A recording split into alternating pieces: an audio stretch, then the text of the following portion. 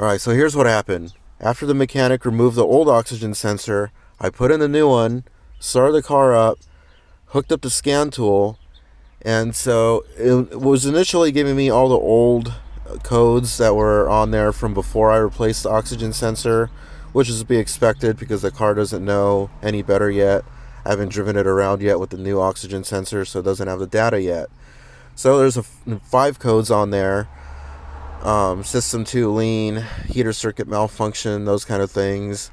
And the app that I got that connects wirelessly to the scan tool gives you a list of like all the potential fixes along with estimated cost for repair for each component, which I thought was pretty interesting.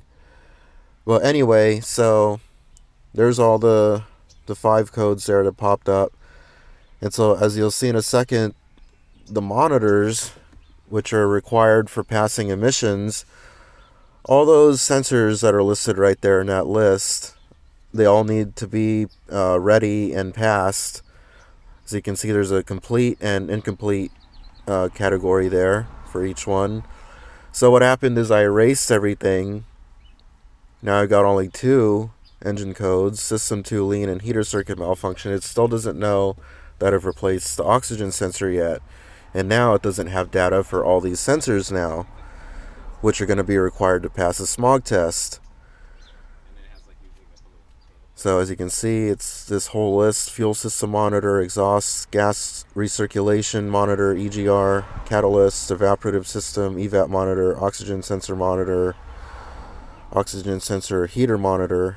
Now it needs, information, it needs to collect all this information for the data to determine if it's complete or incomplete. So in the Sienna, what happened is I only had one sensor that needed to be completed, so I revved the engine for over 3,000 RPM for about 3 minutes, and that fixed it.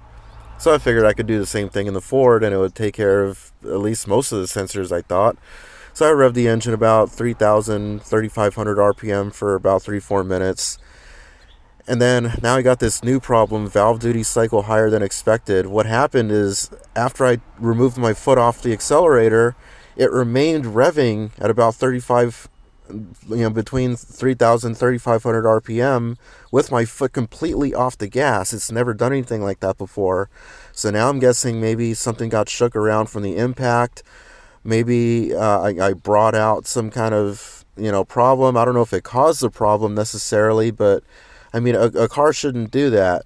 So now I'm worried, and now it still needs all this sensor data, and I just don't know what to do anymore. This car's giving me a fucking headache. I'm sure it's giving my dad a fucking headache. I'm a complete wit's end with this fucking car.